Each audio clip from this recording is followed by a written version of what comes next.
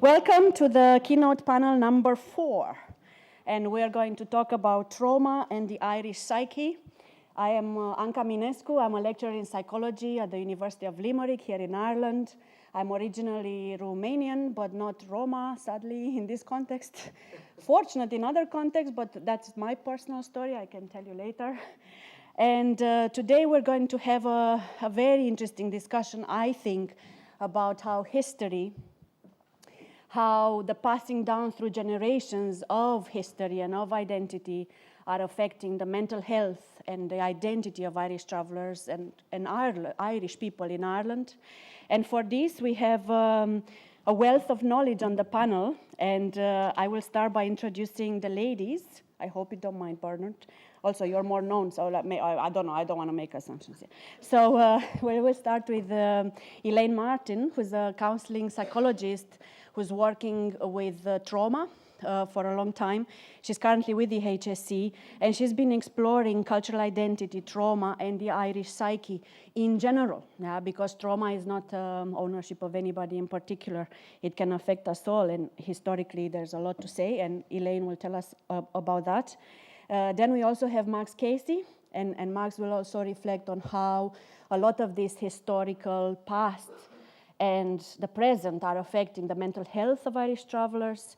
And of course, we will actually start with Bernard Sweeney, who is an Irish traveler, proud Irish traveler man, and who also founded this absolutely fascinating social enterprise called Travision. And you might have heard about it. I certainly binge-watched a few things to prepare for this conference. And I am absolutely amazed by Bernard's work in how he shares how he is working through reconnecting with history at a collective level and at an individual level. And I think that these kind of initiatives, like these kind of social enterprise, are really worth looking into as a model of healing, maybe. So we will discuss a lot of that. And what we will do is we will start with a little clip that will put you into the frame of how historical and intergenerational trauma has shaped who we are. And this was a collaboration between Dr. Dylan Foley, who's around as well, who I've also stalked on the internet, and Bernard. So we have a little clip of about 10, 12 minutes. After that, I will invite Elaine to speak a little bit about colonialism and trauma, and then we will have a collective discussion, okay? So roll on the video. I would have been interested in talking to someone like Bernard because there was two things going on at the time. The fight for ethnic status for travellers to declare them an ethnic minority in Ireland, as well as the new genetic studies that have been done on travellers, which, to my mind, meant that the history could be put on a somewhat more certain footing. Like if you were to look at the state's view of travellers, they would tell us that we're an ethnic group, that for somehow or another we're not from the land. That's what ethnic status means. And by right, we should be indigenous people of the land. We have to go back in time, Dylan, don't we? There's no choice in the matter. No. Well, hopefully it's still out there. I'll show you some of the castles we had. They were made out of wood 400 or 500 years ago. Can you imagine there's actually people out there that study that kind of stuff in castles that don't exist? That's right, yeah. At school when I was about 13, at that I was at the back of the class. With that I was in a traveller-only bus, what you would see in Mississippi, Alabama type segregation. And that was part of my life, segregation, rejection. And then growing up having names said to you that did not make sense to you. Like we'd be called dirty gypsies and so on and so forth, and we came from different countries. Like that's kind of a shock onto your system. When you're growing up, trying to find out who you are. And you have this world shouting at you, telling you you're not this and you're this and you're that and the other. So even at a very young age, for me, there was something not quite right with the world. I met a McDonald man a while back. He's an age man. I said, I found one of your castles. It's in Sligo. He said, no, that's not our castle. He said, that's the other McDonald's.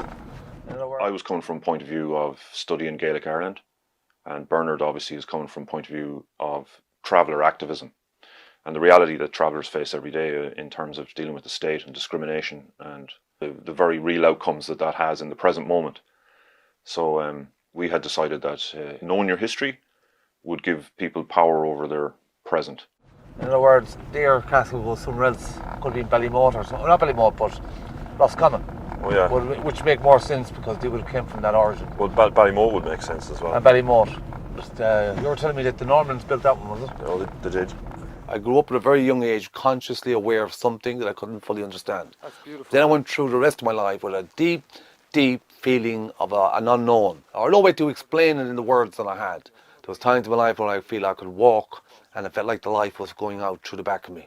It was drugs, it was alcohol most of my life anyway, because I grew up in trauma. I wanted something to balance this nightmares and this lack of education, formal education. It was never going to get me anywhere. And at the same time, having a vision and a pattern and an experience and a culture was still different to the world I was trying to engage with. That literally sent me into a spiral. I was pretty much suicidal. And this is probably a barrel vault, to call it. Wow, look at it. I wanted to dive in and through this psychological black hole and come out the other end, dead or alive, it didn't matter. I wanted to win. It's an unusual situation in which people who are actually indigenous to the country are declared an ethnic minority in their own country.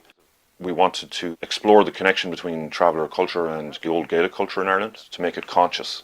If that can be done, it allows access to an enormous wealth of heritage. And there was at a particular point in my life, this documentary had popped up. And it was based on the genetics of Irish travellers.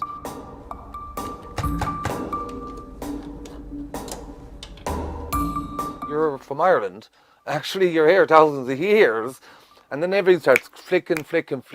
That guy, the historian guy, Dylan Foley, and we live in the same town, literally grew up in the same place, but literally two psychological worlds away from each other. Oh, right. So 1509, the MacDonaghs would have, because the MacDonaghs were chiefs of all of this land, all the way from here up to Collooney. And I'm Like half it says. MacDonagh.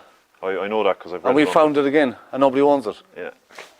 This is a beautiful place. If it was done up, fixed up a little bit. I was thinking, this guy is brilliant. This guy now has given me all the framework of all the things I've ever felt in you. Now I got the story, I got the map, now I got the signs. So I was changing my life completely. Weeks, months prior to that, I was suicidal. We're going to change that, obviously. Yeah, I think the world is waiting for this country that proclaims to be the fighting Irish and the scholars and the saints and all these ancient mythical warriors. All you got so far is not what you got. I mean, settled communities got so far as Fair City. Like, Jesus, give us a bit of funding. We could do a lot better than that. So we would exchange stories. He would talk about the clans and how people had written, how they worked. I said, no, they didn't work like that, my friend. No, the big clans had smaller clans, but the smaller clans were married into the bigger clans. Around 1600, armies would have arrived into this area. They would eject the monks and confiscate this land, and obviously the MacDonagh's castle is on this land as well, and then push them out off the land onto the roads, as we'd say. And then the only difference is that these people now, who were the Gaels and the chiefs and the lords, are now reduced to a label called Irish travellers, and nobody knows who they are and where they came from in Ireland. That's some shock. Like, I mean, how do you get over that one? How do you deal with that one? Well, that's a question. That's a question, all right. So all these things were like just raining, raining joy. Because after all the storms I had gone through, now at least it was raining something I could understand and I could feel. And it was natural to me. Area here. There's more rock down there, see the trees. Yeah. I don't have necessarily a passion for history or to be an historian or an archaeologist. I genuinely believe I'm doing this because it's affecting my family today. And it's brilliant because it restores a certain confidence in you. To find out that your relatives were kings and had castles, but you actually did come from the land, and this is your land and your people's lands. So that in itself is, it takes a bit of processing. Go to sleep, my little tinker. Let all your troubles pass you by, for you have no place to camp now, and that's a tinker's lullaby. The once Irish Gaels, Irish clans, Irish peoples, distantly related to yourselves diverged 360 years ago. Because why? The Elizabethan conquest had started that time. What was their plan? But to break down the clans and break down a Celtic society. That's who we are, my friend. Someday you'll die and go to heaven, and you will find a camp down there.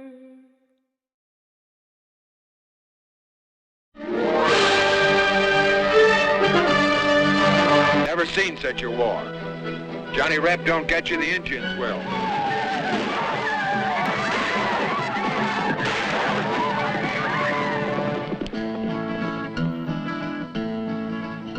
I sing as I wander along on the lonely road. There's a song in my heart. Activism came off the back because of my own personal experiences. I would have been watching westerns when I was younger, like most people, and didn't like the way the Native Americans were being treated, to the point where I didn't want to see Native Americans in cowboy films because I knew the outcome. The American natives were getting shot. We were also called wild savages and Indians growing up. So you would try to fit in, because nobody wants to be that child that's going to be persecuted.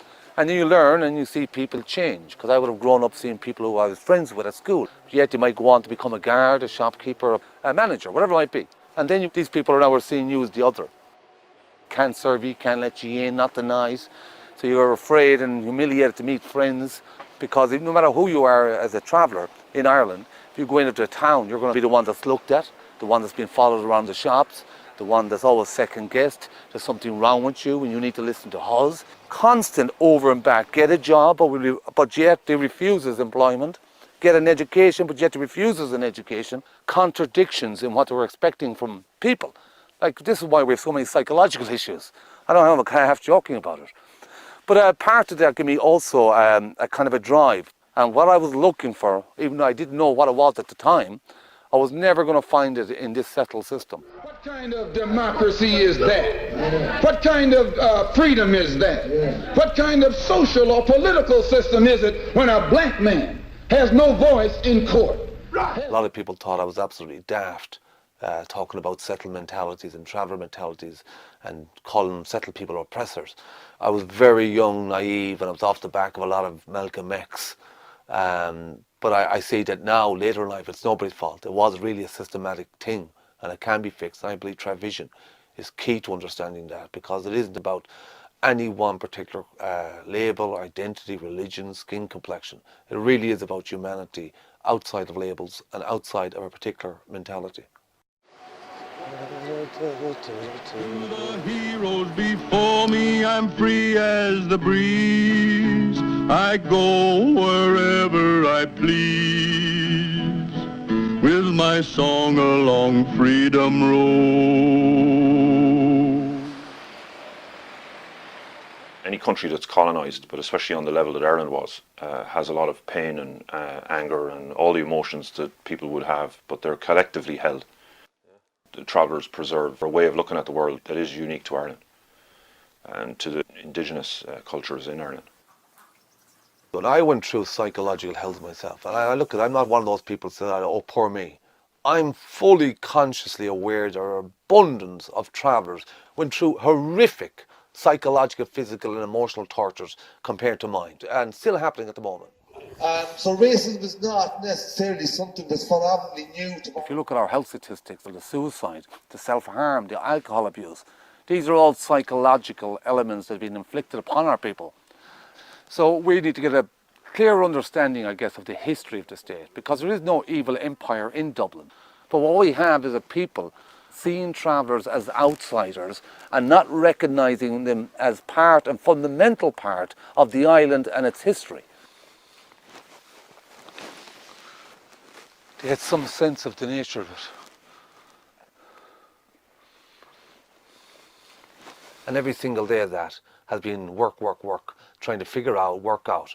And not because I want to be successful, because my mother died when she was young, my grandfather was murdered, my uncles died, I had family died. I've got children, I've got grandchildren. And I have worried about them as much as I could worry about myself. That's pretty much it, I think.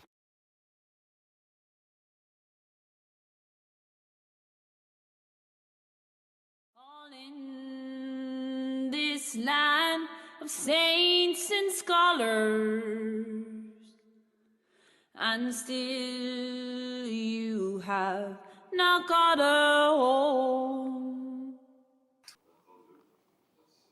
We should applaud the Jedi, right?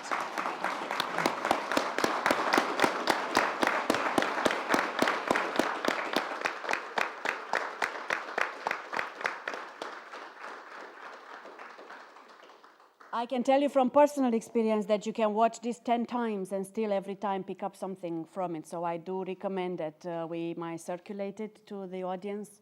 And now that we are in this context of how history and colonialism in Ireland has affected you personally, your journey, and everything that we've seen there, I'd like to pass on to Elaine Martin to explain about the effect of colonialism on the Irish psyche, maybe more generally, right?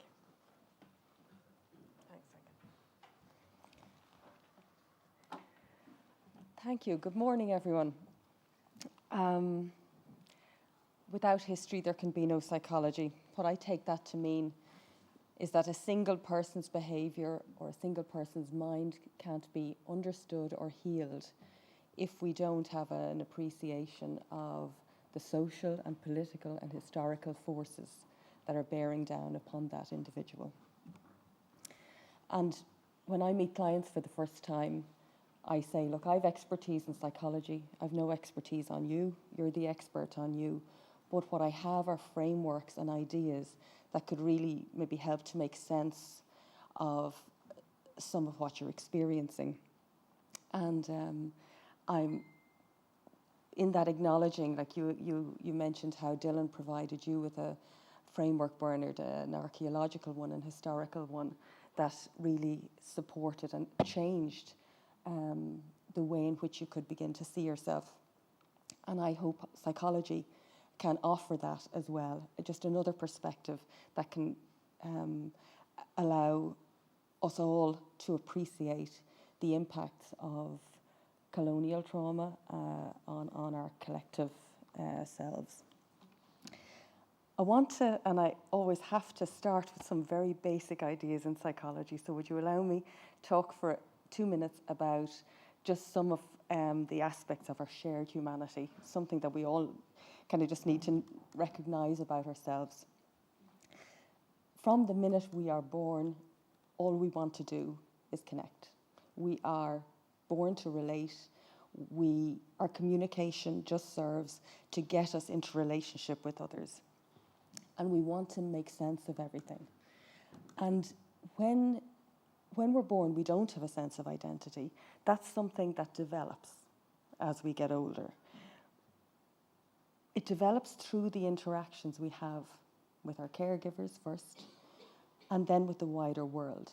So we start off seeing ourselves through the other's eyes.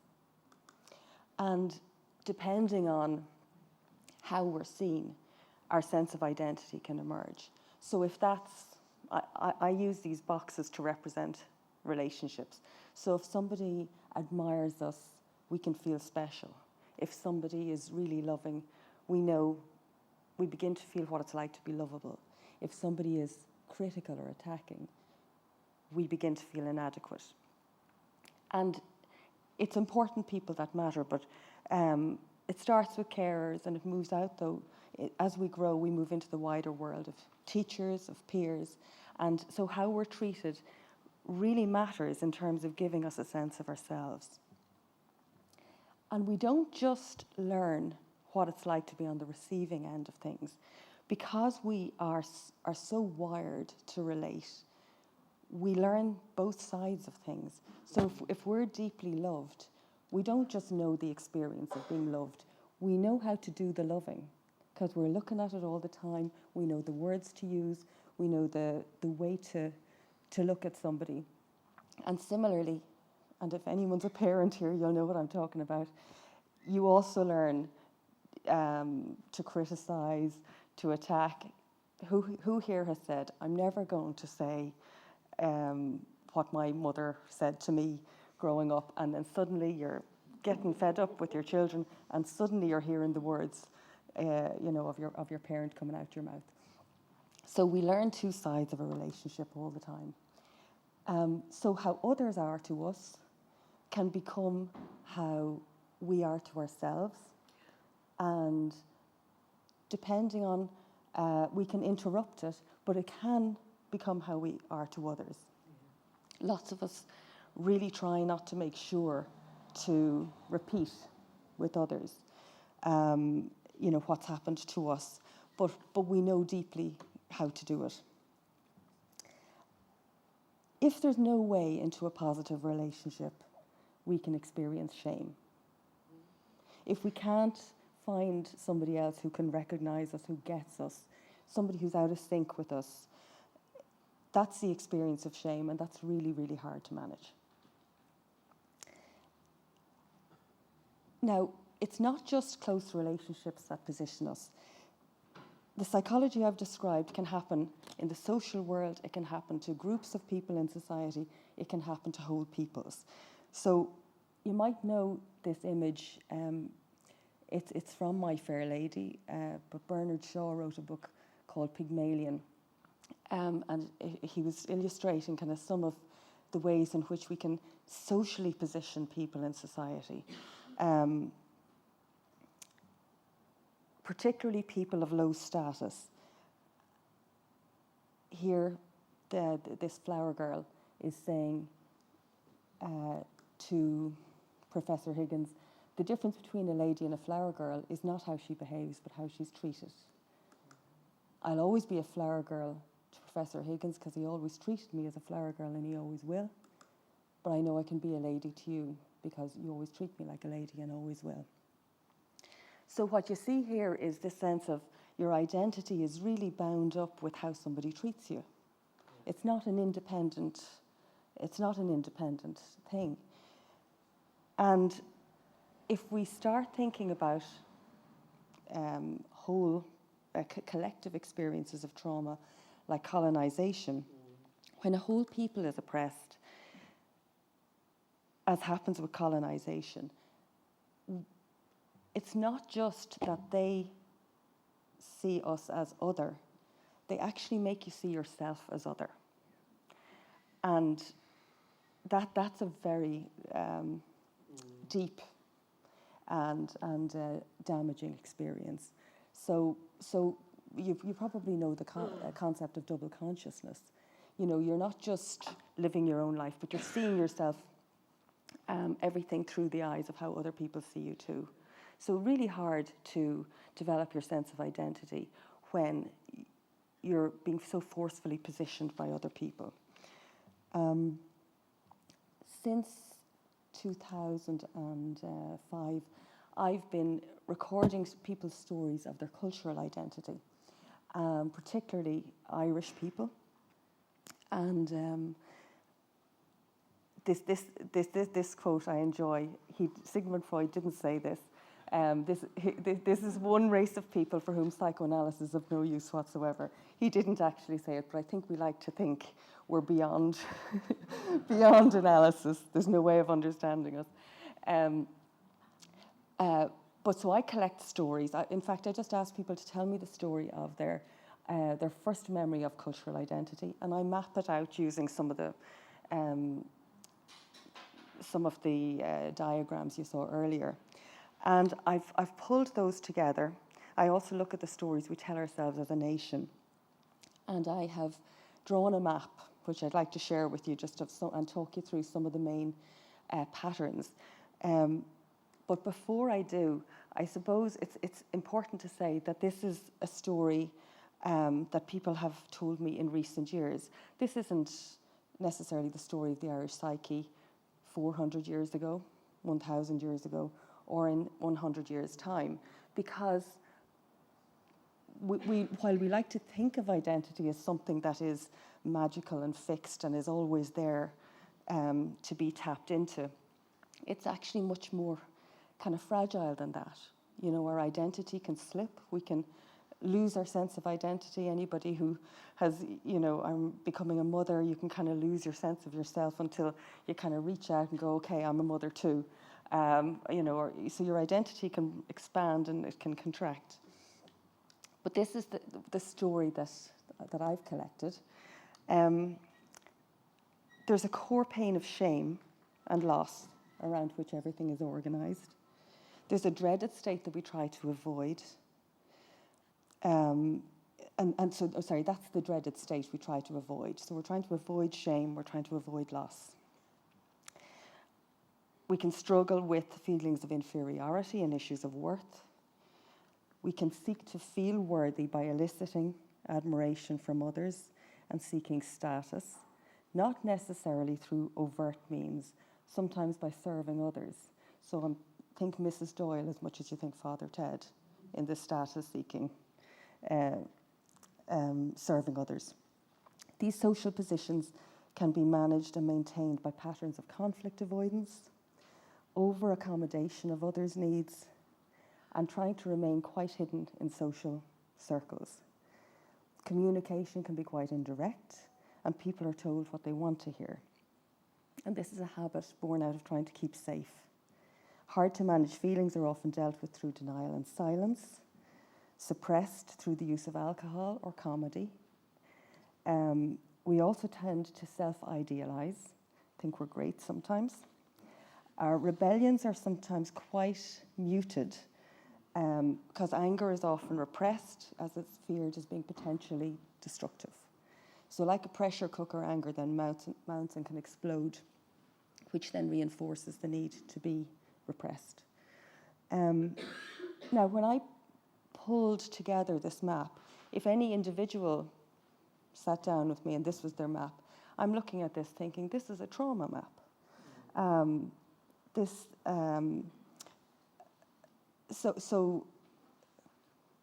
I think we are still viscerally acquainted with the shame and helplessness of being seen and treated as inferior by the superior other, stupid in contrast to being learned, or backward in contrast to being civilized.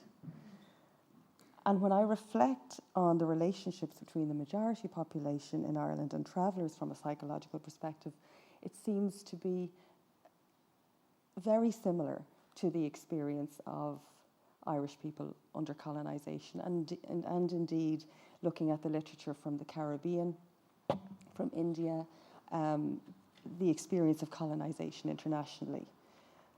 And while we've begun to recognise here at home how in the early days of the state we really restricted our identity, and you had to be supporting the GAA and you had to be going to Mass in order to be considered truly Irish. I know my father was considered suspect when he opened the soccer club. But we've now loosened our identity.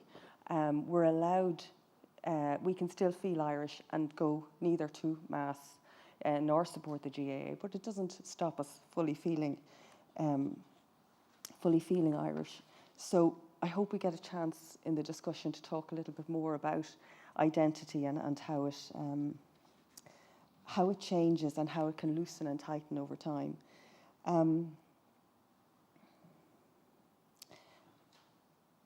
I think having long identified as victims of cultural trauma in Ireland, that might make it quite hard to see how we can perpetrate oppression.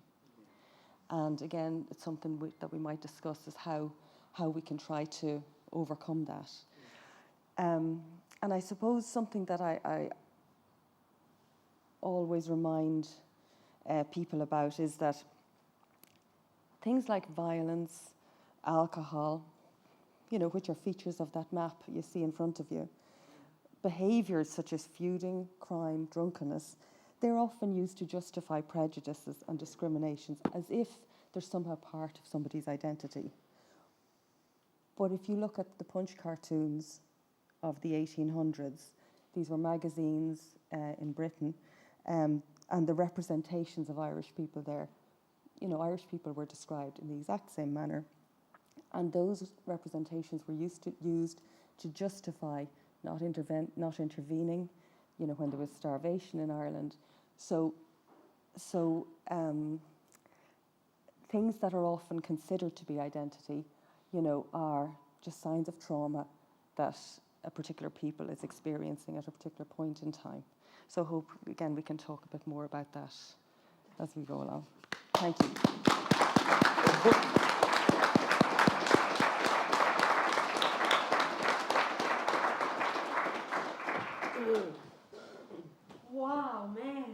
between those two, okay, I have to remind everybody that we're being recorded, so just, but we have about 40-something minutes to discuss, and I think between your video and Elaine's presentation, there's so much coming out.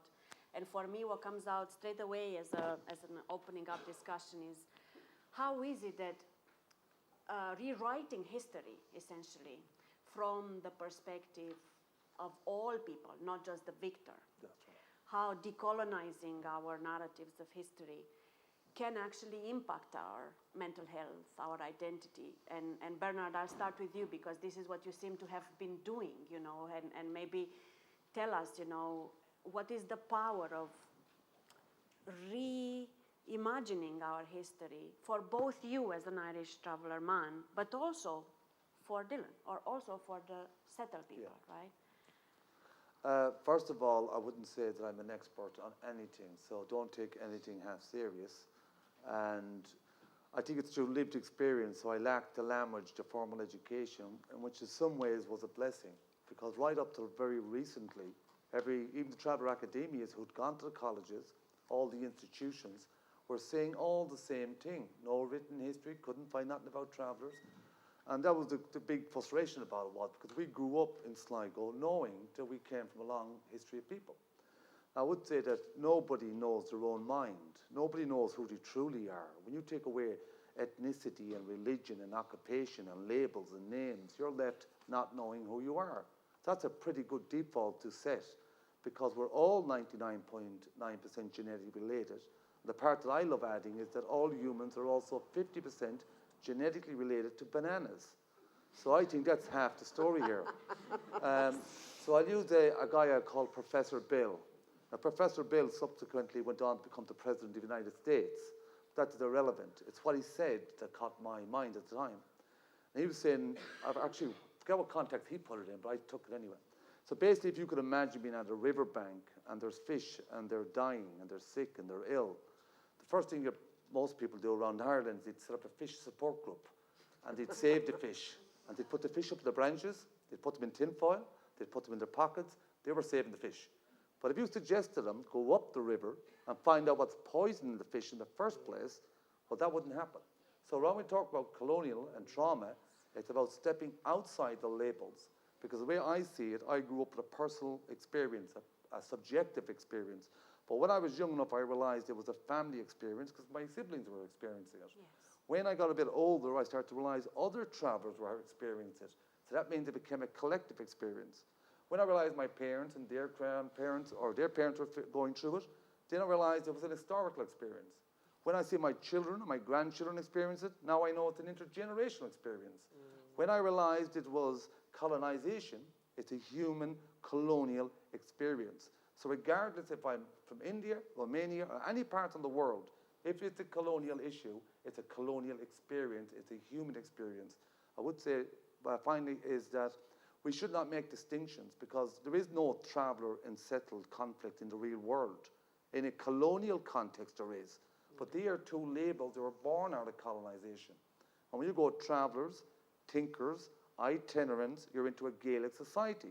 So let's start there again, Gaelic society. It wouldn't matter because we had Normans, English, French, Spanish in a Gaelic society. Just like now, we're in a settled environment and we got all these different groups in different frequencies, different cultures, but we can communicate. That was very similar with a Gaelic society. So come the English colonization. No offense to the English, because the English themselves had a very, very tough time of it. They were colonized themselves. They did pretty bad shit, but they had bad shit done to them. And you go back to the Roman and Hammurabi laws and go back as far as you want.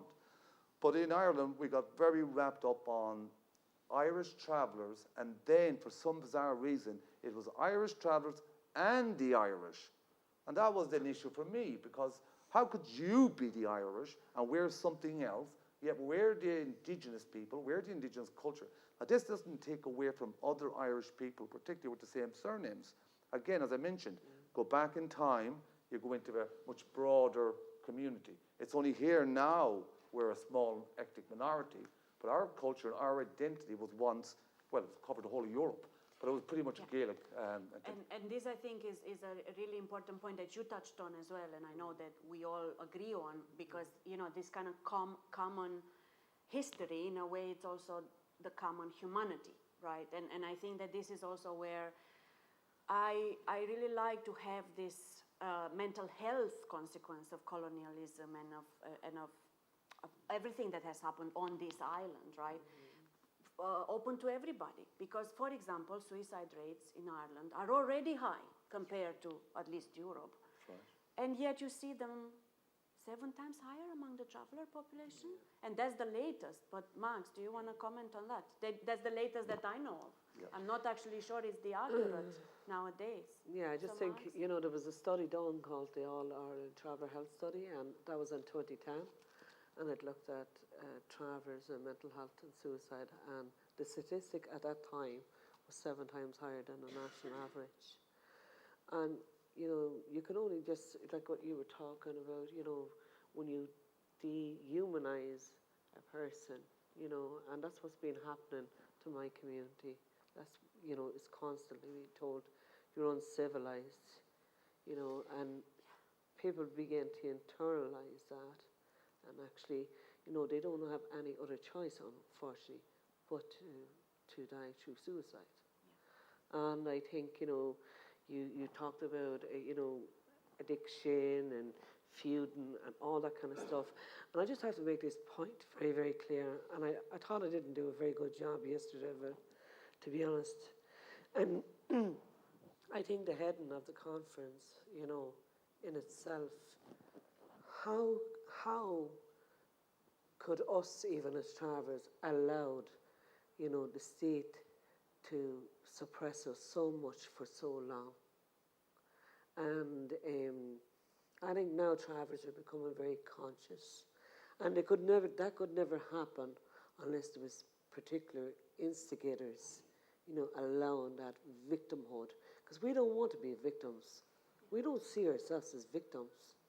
We see ourselves as proud, dignified people. Yeah. And I think, there's a turning point that we actually have to change that around. And I know that, people wants to be, there's places and there's resources for everything, and it's much needed. But I think travellers need to lead the way, and it's a political issue. And we need to make that a political at every level, because we're, and we can't do it on our own, and we can't be. But this is, I think, maybe you want to comment on when you are in trauma, when you are at the depth of that psychological hole you mentioned in the movie, it's very hard to make certain choices, and it's very hard to come out of it on your own, right? And I don't know, Elaine, how you managed to support people in the journey out of this victimhood. Well, yeah, when you spoke about how could we have let it happen, it reminds me so much of any individual who starts, who might come into therapy because they've experienced abuse, and they say, how could I let it happen? And one of the biggest things that needs to be learned is it was not your fault. That's correct. And it's only when you can do that and then do the next bit, which Bernard's talking about, which is recognise look up the generations. You see, it can sound hopeless making, the idea that, they're damaged and they're hurting too, but actually the idea that it didn't start with you is a very healing and helpful idea. Yeah. Because as human beings, and from the moment we're born, we do blame ourselves. Mm-hmm. We think we've done something wrong, and that's that's what makes us turn in on ourselves and harm ourselves. And do you know the horrible thing about it, right? As Indigenous people, right? It seemed that we all suffer from mental health, and the state just, if you have a bath, if you light a candle, go for a walk, your mental health will be perfect then, and it's just like, I'm constantly saying, no, you've got to understand it at a wider context, of what you have done to us in our own society as Indigenous people, and if you constantly beat somebody down, eventually they're going to internalize that. You know, and you've so many people in our community. I know we've only a small community, but you know, that amount of internalized depression, of course you're going to have fear, and of course you're going to have addiction, you know. So I just think... Just on that. What is your point, especially because I think you do talk about that. I've internalized it so much, I didn't even know what it is, and I really needed a framework to help me make sense of it, you know, and for you it was history in this case. But See, I think if we, it kind of the crossover, because one, we already had the cultural element. So we already had the kings, and my granduncle was our king, and we had a chieftain, which was my father, and I was being lined up to go out and go into what clan wars and kill someone, which was great when you're 15 or 16. But you realise that's not. But that's not just that part. But there's a multitude of our culture that's psychological. It's invisible. You cannot see it. It's the same way when Dublin went into the West to try to get the Gaelic, capture the Gaelic essence of it. Well, they couldn't grab it, and they couldn't understand why. Even today, in 1963 report, they were looking in on it, and they were saying this group has no centralised government. They have no leadership, but yet they are seen as a collective, and they're recognised by the settled people as a community. But the whole Gaelic society didn't have a centralised organisation. That's the point we're trying to make to people, is that we could communicate in a frequency, a cultural frequency. I would say about the trauma, it's not traveller trauma, it's not even settled trauma, it's human trauma. But here's the thing I think a lot of people miss, is that it's not even intergenerational trauma. Because I mean, it is intergenerational, it can go that way. But when we track it back to Ireland, because Ireland, again, was the first overseas countries to be colonised by the English. So even in the 1530s, they had started to break down the Gaelic order. And from there, they brought in the Vagrancies Acts, which were going to, if you didn't settle in one spot, you're going to be arrested as a vagrant. You would be whipped, you get your ears chopped off, and get shot. Then compounded with other laws, even during the famine, which was a pretty traumatizing event for everyone. In that particular year of 1847, Dublin released Vagrancy Acts. So in other words, if you were dying with disease and famine in Connacht particularly, and if you moved, you were getting arrested. They didn't remove the Transportation Acts till 20 years after the famine. So if you didn't move, you're going to be transported also. So this is trauma after trauma. So that goes on. So I would say there's a parallel. And because in 1922, the institutions had never changed, like in 1963, that was another colonial project. 2002, where there was a partial law used only against travellers. This was all English systems and laws unchanged, but was adapted into an Irish psyche. So they thought they were Irish laws. So I would say if the colonialism had never ended, how would the trauma ever end? Because we're still in the same environment. And you know, part of a lot, and I'm not a practicing psychologist like you are, which is why I think it's so important to have this conversation, but anybody in psychology knows that, you know, diagnosis is, you know, solving half the problem, right? So you do have to be able to understand what is going on. So I agree with you. I think you have to call it for what it is, call it trauma, and then go in it and go and explore. You know, how can you as an individual, what does that mean to you? And how can you not feel guilty and responsible for it so that you can start your healing? But then asking those questions also at the community level and asking them not only among minorities but also among majorities, and then bringing in the even higher level argument that you're making of all colonizers and all colonized, right? Because that dynamic is actually parallel across the world and is not unique here. So I suppose that brings me down to how colonialism basically breeds racism. So racism was invented, right? Racism was this ideology that came to give a green card to the colonizers to say, well, we colonize you because you're inferior. Look at how inferior you are. Your brain size is this, and your brain science was very damaging in that process. It was used, scientific evidence was used to demonstrate that there is such a thing as race, that there is such a thing as racial differences, and using those incredibly crazy ideas, we then started to do racism, started to treat people as if they were inferior and so on. And what we, I think, sometimes forget to realize is just how damaging experiencing racism is for people, how damaging it is witnessing racism. And I would even go so far to say how damaging it is to be a racist.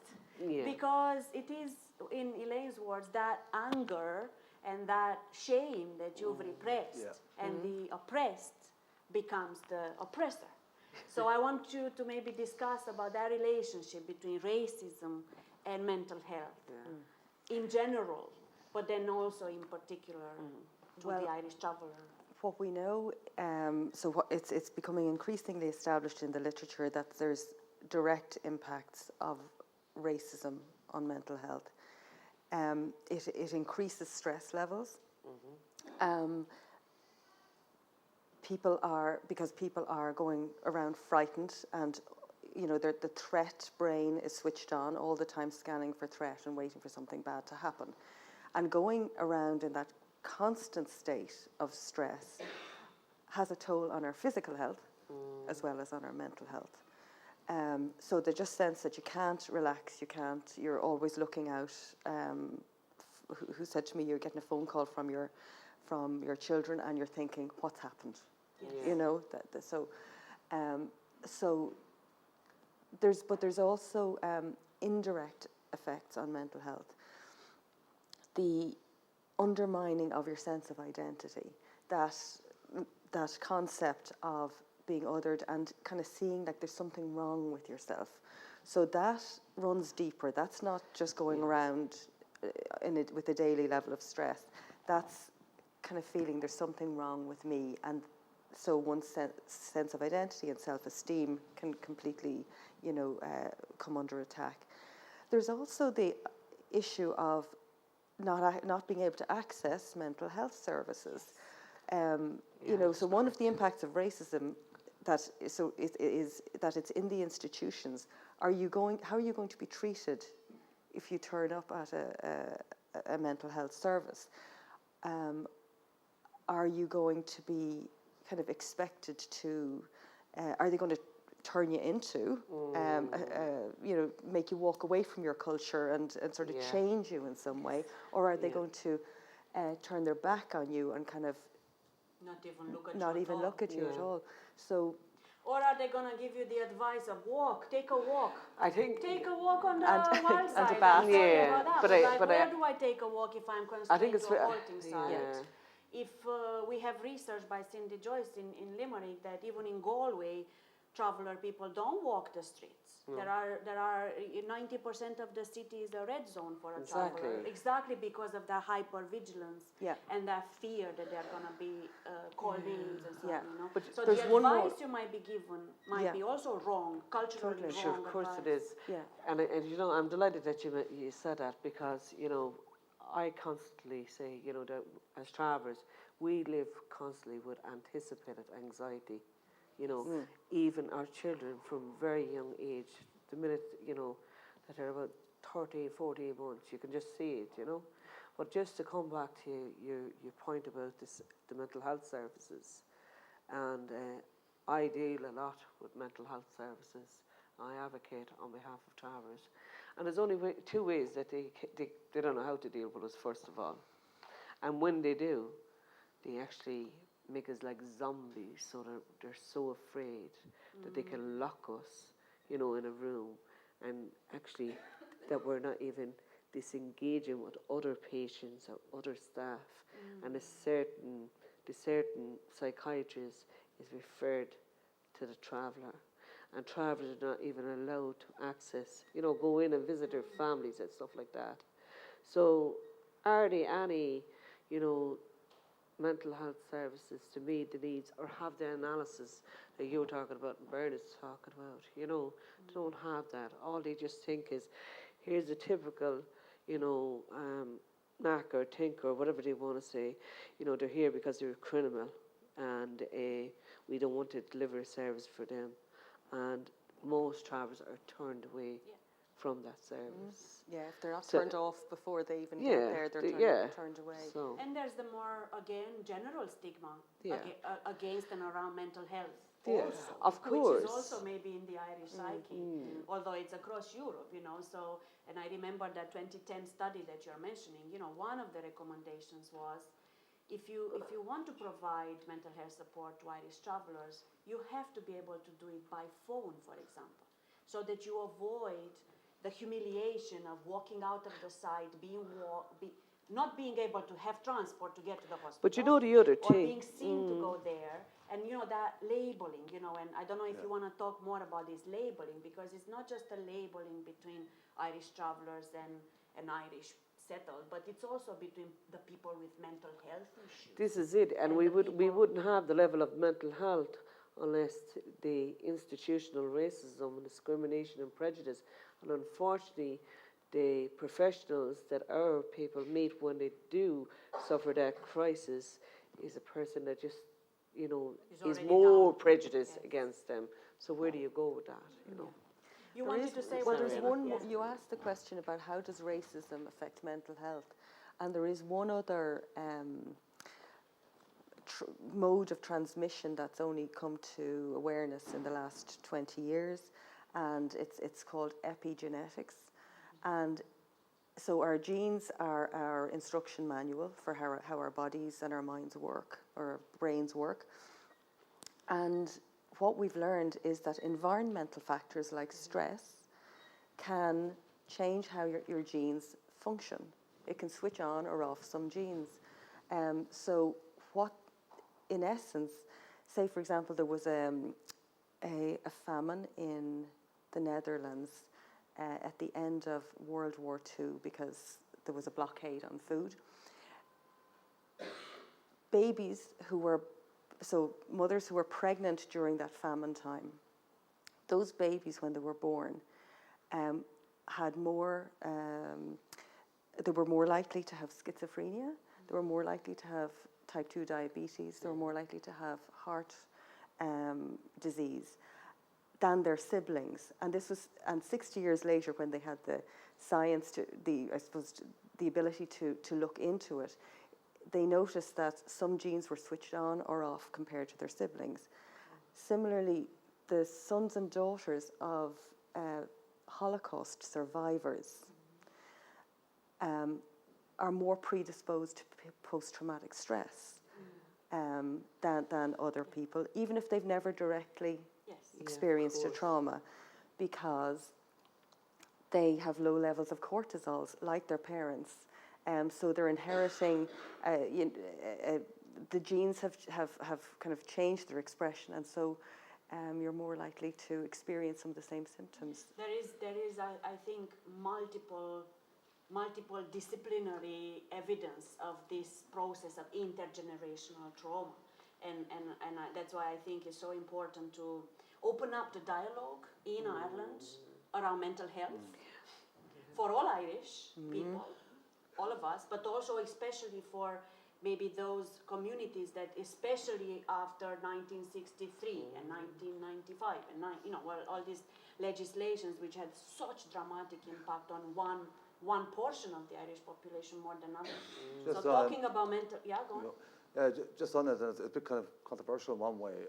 I would see it as racism is also up for very much debate because it's also a colonial label. Of course. So sometimes people can get caught into racism and anti-racism, but they're fighting for something that really truly doesn't exist, not in a biological sense anyway. I would also say that even if the state tomorrow morning provided with all the psychiatrists and all the counsellors, and they were to give all the travel organisations €1 billion each, and then they built a state-of-the-art of services for mental health, I would say it would kill more travellers than help them, because it's a proven fact with 50 years of support already has reduced in travellers killing themselves. When we had tougher, rougher conditions, we lived longer.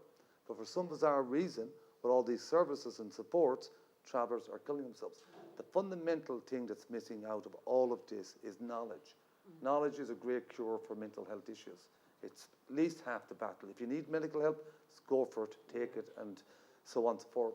But without the knowledge, you'll always be in a subjectified state in the state, because they'll see themselves as the default experts on all things, and they understand. This is why a lot of travellers don't take up these services, because for one, you're in with a people that you know does not come from your world and sees you as other, no matter how expert you might be, And if you look at all the experts, this is not against you or anyone else. You're an exception, I would say. I loved your art. I loved your article. I think you wrote a couple of years ago. So I know why you get this. It's because the system itself is rigged and designed out of a colonial context. So I would say all the Western world and all of settled education has done travellers no favours whatsoever at a psychological level. Yes. So therefore, we think there's something missing in all of that. Absolutely. And I would go so far as give the example of New Zealand, for example, who is really rethinking psychology, decolonizing psychology at all levels to the point where, if you are a Maori, you're not given a Western treatment, right?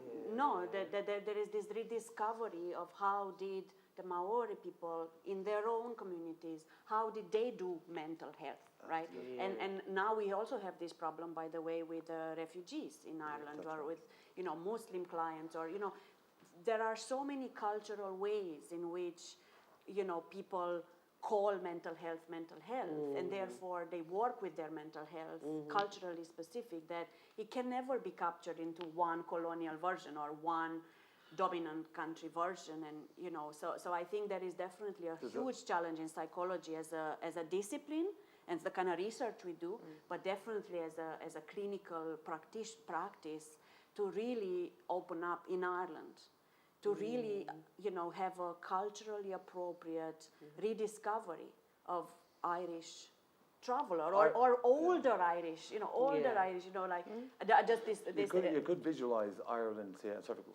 visualize Ireland like a human being, right? The whole country for as long as you want and go back as far as you want. There isn't nobody on this island that has escaped trauma, whether you're the so-called oppressor or not. If you're the North, the plantations, if you're the invaders, everybody experienced some level of trauma. So I think it's, I lost my train of thought actually, but. So I suppose the point is that everybody has experienced trauma, but maybe the solution to that trauma is not universal, right?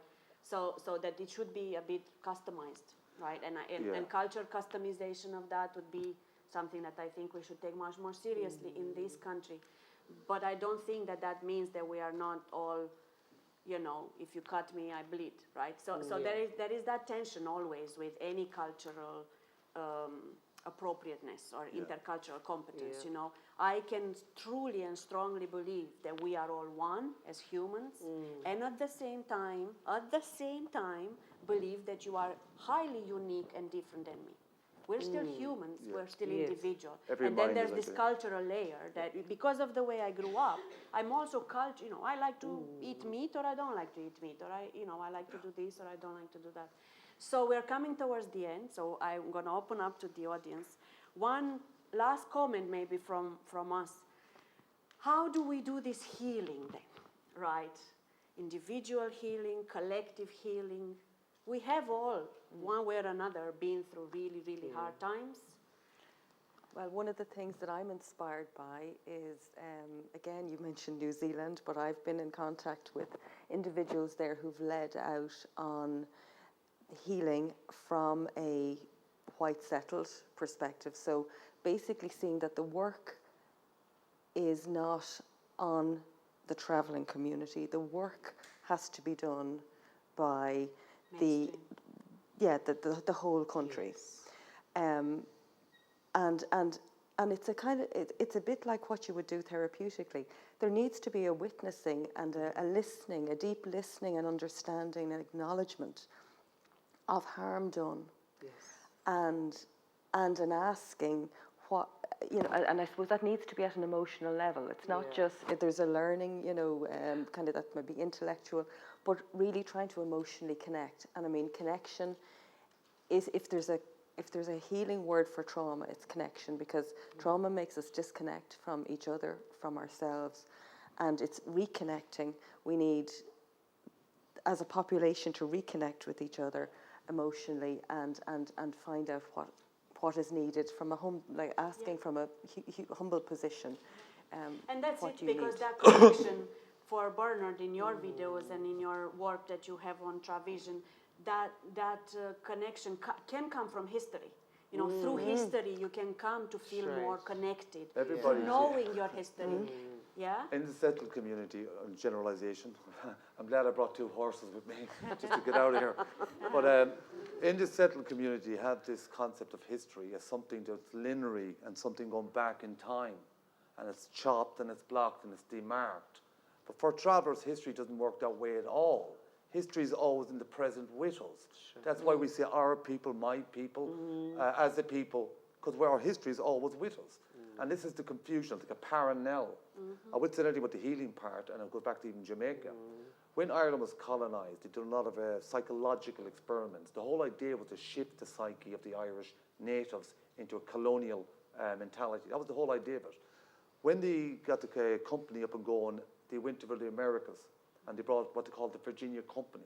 Them guys, Walter Raleigh and so on and so forth, all operated in Ireland first. Then the laws that were used against the Irish, they literally took them and applied them to the Jamaicans. So when we say that we have a global connection with Australia, Canada, New Zealand, you're right. The only mistake the Americans will make, I'll come back to in a second, I hope some Americans are, but the Canadians and the New Zealanders are doing a pretty remarkable job, and they're very impressive on a Western front. The Americans make this silly mistake of constantly repeating the same colonial code. In other words, labeling.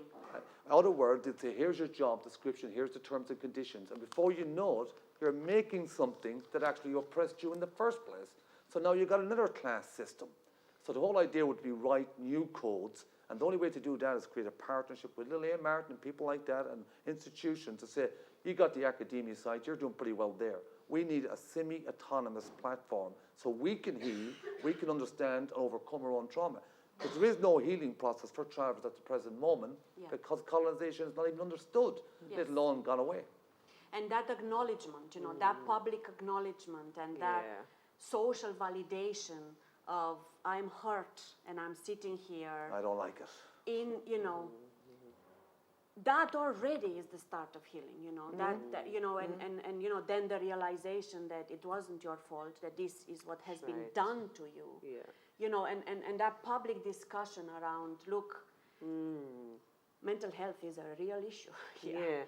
So you don't need any other evidence. Wherever this came from, we have a duty and a responsibility to heal the people who are suffering so disproportionately much to that point of going to the grave with the young ones. And that was very worrying what we heard yesterday also from Rosemary, you know, that the age of taking your own life is also decreasing. That has to stop. We have to take collective concerted action. That will give you an idea, Anca, of the psychology. That will give you an idea of the colonial trauma of an island, all right? Because if you're an alien and you came down, you flew down, you would see Irish people who became psychologically colonized, othered other Irish people to the point they didn't even recognize them. And they thought they came from different lands and were all about your culture and all this kind of stuff. Whereas it's a wonder. Lucky you had the genetic test to show, no, we're really here. Like, imagine if you didn't have that. I know. You'd be totally alienated. Also, I think this is why a lot of travellers just kept away from settled people. Because for one, they had Irish people coming up asking them about their culture. Worse than that, some of these Irish people had the same surnames as us, asking us where we came from. So we were like, get away from people. Luckily with the horses, you know. And on that note, I have a side note, but I know we didn't prepare this, so I'm just going to drop it out there, because what I'm absolutely always forever fascinated in people who are resilient, and typically also people who are one way or another, due to one of their identities, minority, right? Whether there's a woman around a bunch of men, or it's humor. Humor is a huge kind of psychological strategy and coping and resilience strategy, and there's nothing like Irish humor in general, right? And I was told when I was coming here, I had to learn it, that, you know, the minute they start to take the Mickey out of you, or whatever the expression is, you know, you're one of them, right? So that's also something, you know, and even in your video there, you got the whole audience laughing quite a few times. It was you, it wasn't him, right? Never mind that. But I think that is another thing to remember, right? That we do have some strategies that somehow are also culturally quite there. Please, Patrick, question from, we have about 5-10 minutes, so 2 questions. So Patrick over there. Only 5? Oh, come on, we started late, darling. 6, 7 minutes. Okay, 7, I'll take that. Okay. Patrick?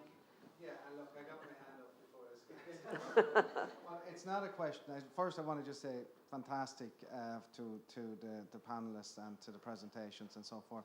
Just a couple of points, not a point, just in terms of during Elaine's presentation, she mentioned about the double consciousness. And I just want to read a quote from James Baldwin in 1968 when he was asked a question about what it's like to be a black man in America at that point, which I don't think has changed all that much. But he just went on to say, to be a black man in this country and to be relatively conscious is to be in a permanent rage almost all the time. Microphone. Read it one more time. Yeah. Sorry. To be a black man in the country and to be relatively conscious is to be in a rage almost all the time, right? And he was talking about what it's like to live in that double space, that double mind, that double consciousness. And just in terms of Cindy Joyce's work around the red zones, where travellers, 90% of travellers, disengage to some effect from particular areas, and it's a protection. It's that protection. Self-defense. Absolutely. And just in relation to being a traveller man, I was listening to Bernie. Myself and Bernie know each other a long time, and we'd agree and disagree, and we'd also agree on a lot of things. But there is a sense of being almost perpetually angry when you're living in this environment. As a traveller man, and there's a sense of also, and I know this from my own personal experience, I mean, to some extent I've been extremely lucky and unlucky because I've developed a kind of skill at passing, at concealing or camouflaging who I am, either by tweaking how I speak or how I address people and so forth. And that's something that I really do believe. It can only be, the discussion that took place, we need the entire state to take ownership. Yeah. But if the state takes ownership, it also can heal its own history. Yes. And that's the key, and its own trauma. And I just wanted to make those points. But fantastic, Max, fantastic, Bernard, and Elaine as well. Thank you for that point. I think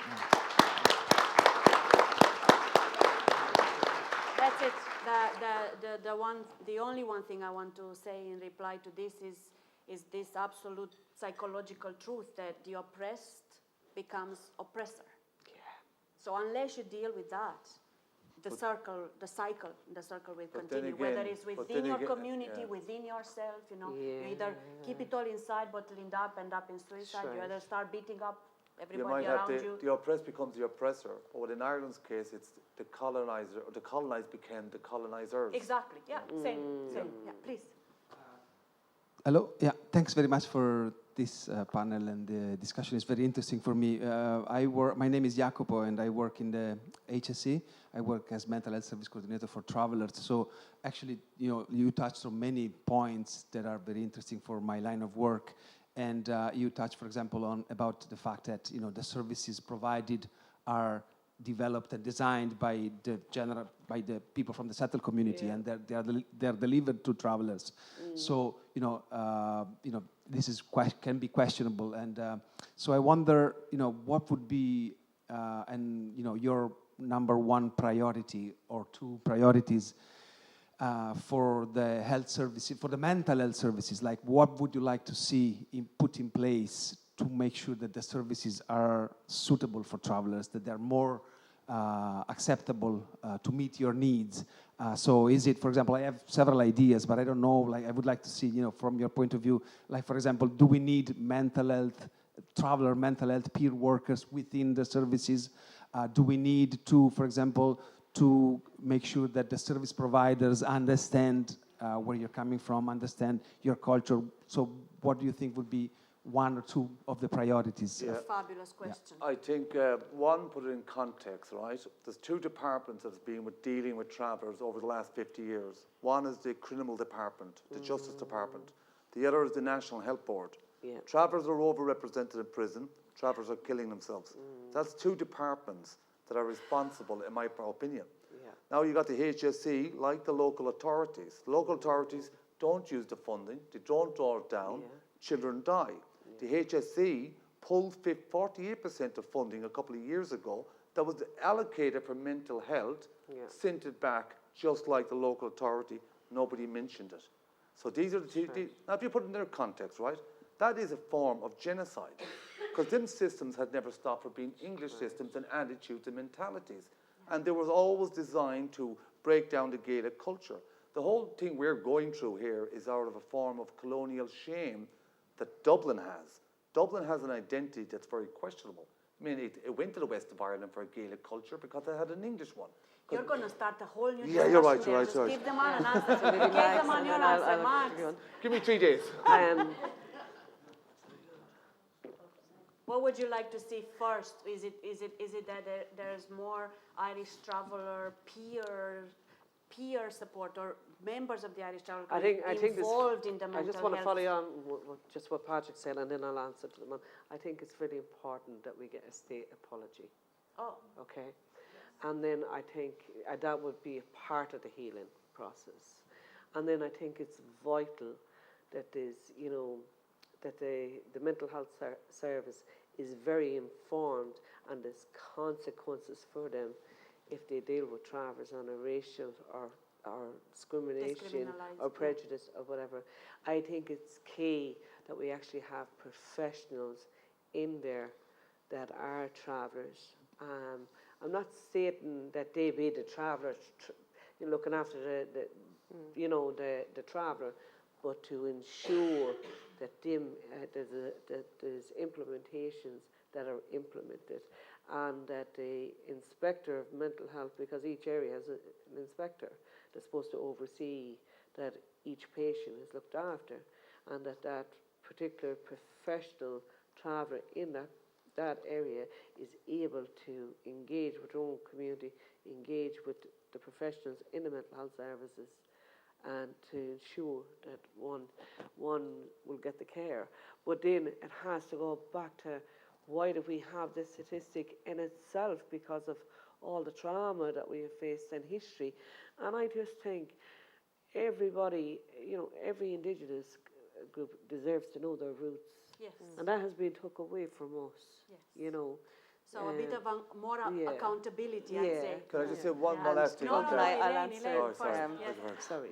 You can. So I would come from a more population perspective and look at shifting mental health services away from a medical model toward so that it's not what's wrong with you to what happened to you. So a trauma-informed model. That's excellent. And that then, again, would have the capacity to reach any individual in the country. So a shift in the model of care, which is a huge ask, but that's what I'd ask for. In Romania, if you go to the doctor, you want pills.